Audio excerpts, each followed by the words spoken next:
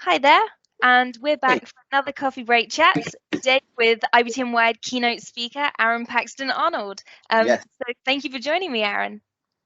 thank you, thank you. It's a pleasure to be here, all the way in Atlanta, Georgia, and I know it's hot there, and it's also very hot here. But I'm Yeah, drinking quite a coffee. distance.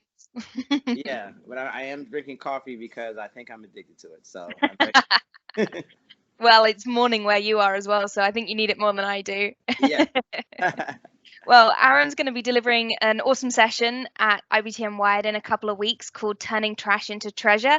yeah. He's going to be doing that on day 2. And so today we're going to have a little bit of an introduction to that session and have a little bit of a teaser of what he's going to be discussing. So I suppose first things first, let's start with you. Let's introduce you to everyone. Um, Yes. from your bio, you've worked at CNN, you founded your own company, you're a Mhm. radio show host. How Yes. you how do you manage all of that? How did you get started with that, and how does that feed into what you do now? Right. Well, I want to make one correction. I have not worked at CNN. I've been blessed enough to be on CNN and contribute to CNN. Ah, there we go. Uh, I didn't get paid for any of those things, so but no, they were awesome opportunities and awesome launch pads. And I've been very fortunate in my career. I always say I've had this very much so integrated career of entrepreneurial, professional, and social experiences. And I believe in chasing happiness. I know coming out of college that you're kind of groomed inadvertently, or even just right out the gate to say, hey, go chase the check, chase the money, in our Mhm. case, the American dream, whatever that is. And I've found out that early on that chasing anything but happiness can lead to you not walking in your purpose, and honestly lead to some years of being miserable and uncertain. And so I've just always chased happiness. Darwin says necessity is the mother of invention. Well, I have a necessity and need to be happy. And every time I've chased happiness, I've always been happy, and I've always found myself in a place where I was growing and I was successful personally and professionally. And so I'm still surprised that I'm here today talking to you, because if you had told me coming out of high school that I would be doing or I would have accomplished any of the things that I've accomplished, I would have been like, wow, that's great, but it was definitely not on my radar. I just wanted to go to college, and then after college, I just wanted to work in public relations for the rest of my life. I thought that that's what my career would be. And so to be where I'm at now is just, man, it's just nothing short of, I don't want to say a miracle, but it's just pretty, for me, it's just pretty cool, and it's pretty phenomenal. And I'm just extremely thankful. Awesome. Well, Yeah. yeah, I think it's something that I hear quite a lot in the events industry, actually, like Mhm. people discovering it later on and going, actually, this is really cool. This is what I want to do. So Absolutely. anytime you find something like that, I think you kind of have to cling on to it as much as you can. Absolutely. Absolutely. Yeah. I mean, especially in the event space, like you're dealing with so many different people, you're dealing with so many different vendors. I mean, you're literally responsible for whether somebody has a good, great, or bad experience. Which is in essence, it can be a lot of pressure, but at the same token, it's probably one of the most fulfilling things that you can do. I believe just as a profession, because like people are looking at you, companies are looking at you to basically execute their vision and their platform to hundreds and thousands of people. So, kudos to, I've done events before, and I've been a part of events like this, especially, in person once everything opens up again. Yeah, And fingers crossed. all the behind the scenes things that take place, the logistics, the contracts, I mean, it's just crazy. It's nuts, and nothing ever goes the way it's supposed to go. So, kudos to everybody that is in the event space, making it happen again in 2021 and beyond. And I think last year gave us a chance, an opportunity to humble ourselves, to slow down, and really appreciate what we get to do every Yeah, single day. absolutely. Yeah. Absolutely. I mean, talking about the kind of coming out of that negative situation to the Mhm. positive, of course, your session at IBTM Wild is going to be all about that, all about, like we said at the beginning, turning trash into treasure. Yeah, What absolutely. sort of little hint can you give us about the sort of things you'll be discussing there? Yeah, I mean that kind of theory for me is always. I mean, I get that from my dad. My dad is always, he's always found a way to put a positive prism on anything, any challenging thing, anything that's negative. And so, um, I mean, I even look at relationships. I mean, sometimes people break up with us, and we're they're trash, and then but that wasn't the right person for us anyway, and then you end up with the person that you're supposed to be with forever, and now you become treasure, right? So it's kind of just like never give up on yourself, never give up on the situation. There's always a better way to do things. There's always a way to come out of whatever situation that you're in that is perceived to be challenging or negative. And that's what 2020 was. I feel like you could either fall to the wayside, or you could, embrace what happened. I mean, you can't fight it. So, I mean, 2020 was what it was. And, thank God, hopefully that most of it is, behind us. But, it happened and it was happening. So it's just like, what can you do? What can you learn from that? I know me personally, I went back to school during that time. I all of a sudden found myself busy, and then all of a sudden I was not busy, and it scared me. Like, it definitely scared me. But then I was like, okay, I'm going to take advantage of this time. So I launched a new interview series. I went back to school for humor and comedy writing, and so that's now what I'm also doing. And I feel horrible for the people that were affected by COVID in particular in 2020, but I know for me, 2020 was kind of a blessing in disguise, because it really allowed me to slow down and identify the things that were important, and then come out better and stronger. And so that was my trash. My trash was a week of panicking. And then, okay, how can I flip this and turn this into treasure? And really, that's been my whole life, my whole career, which I'll get into the day of the session. My whole life and my whole career for me has been,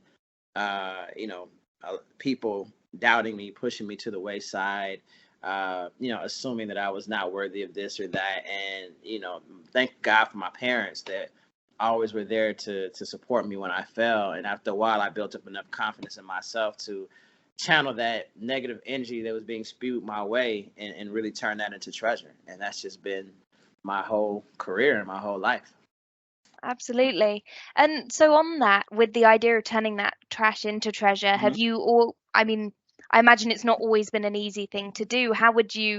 What sort of advice would you give to people who maybe are struggling to turn 2020 into something positive? Absolutely. I mean, I truly believe it's about the mindset. I think it's, we have options. We have the options to focus on the things that we don't have, or we perceive that we don't have, or we have the opportunity to focus on the things that we do have. And so, God willing, hopefully the first thing that any of us have is our health. And as long as you have your health, like whatever was wrong the day before, you have an opportunity to wake up the next day and correct it. And that's all I generally ask for, a lot of times when I pray, because without that health and that opportunity to wake up in good health and good health mentally as well, not just physically, then it makes it very difficult, if at all possible, to change your situation.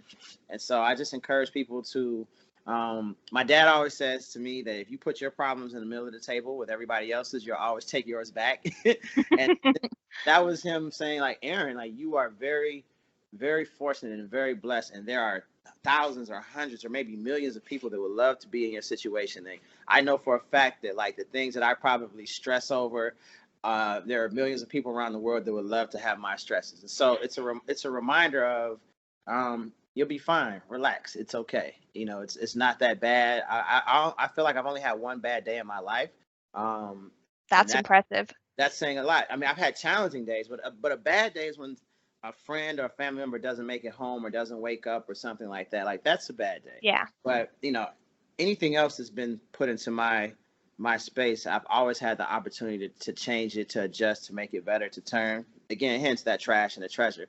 And so that's just really what I encourage people to do. Like, misery loves company. And so, negativity attracts negativity. So what you put out in the universe, what you say, what you think, those thoughts begin to attract whatever that is. And so I just encourage people to, find something that you like to do. It could play video games one day, it could be going to the bar one day, but anything that can just get your mind off of, maybe some of the challenge and negativity that you're facing. And I guarantee you it will be better the next day, and then the next day, and then the next day, Absolutely. I suppose the only other challenge that we've got at the moment is facing that unknown. Of Right. course, we can look at challenges that we've gone past and go, okay, tomorrow will be better. But how about when you don't know what's going to happen the next day? How do you approach that?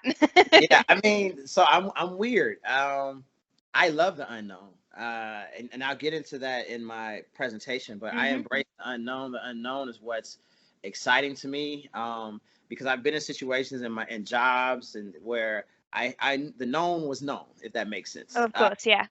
And I was like, that's it. I was like, no, no, no, no, no. So I've always embraced the unknown because um, I never imagined sitting in front of you right now doing this. Like, this is phenomenal. This is like an amazing experience. Like, I've spoken all over the United States, but this is my first international speaking engagement. So like, I would have never known that I'd be doing this if I hadn't embraced it. And I think embracing the unknown means having faith. Whether it's faith in God or whatever it is that you might believe in, faith in the universe, faith in yourself. But I believe that you have to have faith and hope in something, and more specifically yourself. For whatever reason, you're at this point. There are a lot of people that did not make it to this point. So take advantage of that day, another day that you have to breathe and live and execute or what have you. And I think the unknown is good because honestly, none of us really know what the future entails, right? True. So again, it can either, cause you great angst and panic, or you could be like, you know what, I'm just gonna go for what it is I believe I'm meant to do, and let the cards fall where they may. Absolutely. No, I like that attitude. I think we can Thank all you. have predictions about what might happen, and we can all have thoughts about Right, maybe what could go on, right, but yeah, actually knowing is something that we've just got to find out when we get there. right. Nobody predicted 2020, so Whoever nobody, did, I don't know where they nobody. are, but they should be like Right, absolutely. celebrated. Yeah, if they did, I need to find them and say, why didn't you tell us, or were we not listening? So, but also, I mean, just again, people will say nobody predicted 2020, but think about all the other amazing things that have happened, prior to 2020. Even within 2020, there were some positive things that came out of, like, the social injustices that people were facing, especially African Americans in Hmm.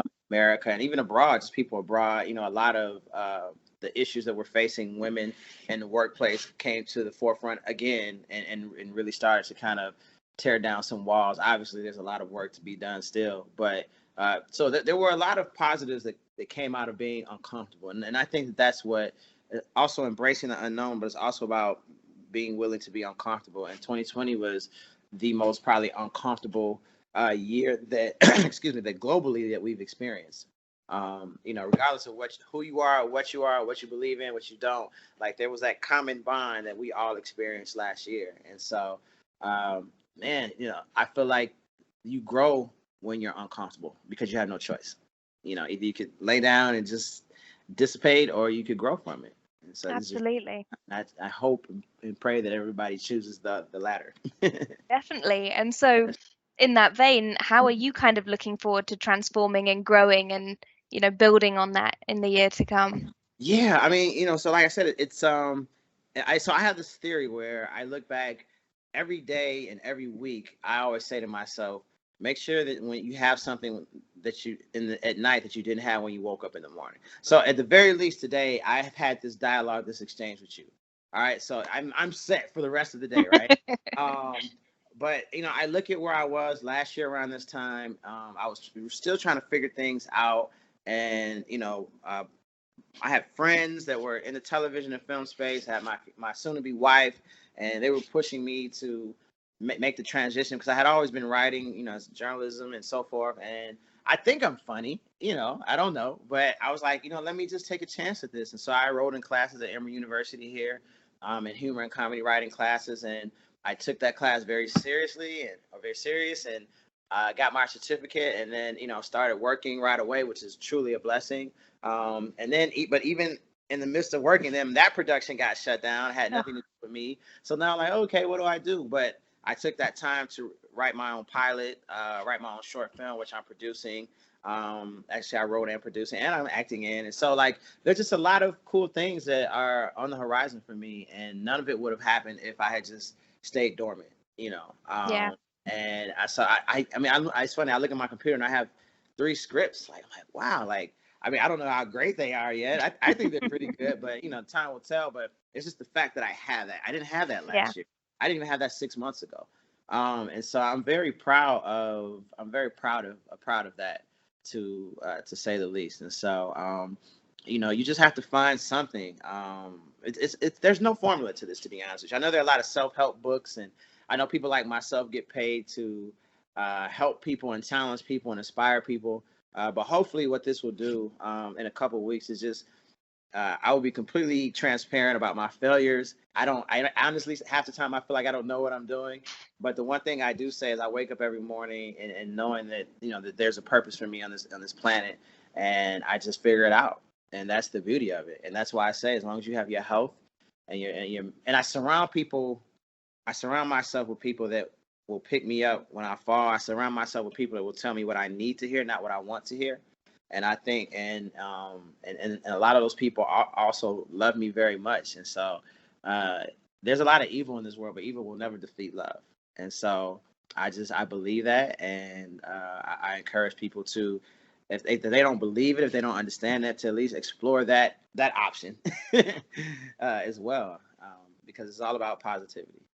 Absolutely. And what a great way to finish that off. Thank you so much for talking with me this morning, this afternoon, whichever we want to call it. Absolutely. No, it's very cool. And, hopefully next time for the next conference we'll be in person. And that would be awesome. I am counting down the days to that happening, whenever that is. Right, whenever that is, right. But yeah, thank you so much for joining me today. And to everyone listening, you can catch Aaron live on day 2 of IBTM Wired for his session on turning trash into treasure. So would love to see you all there. Thank you so much. All right, thank you. I appreciate it.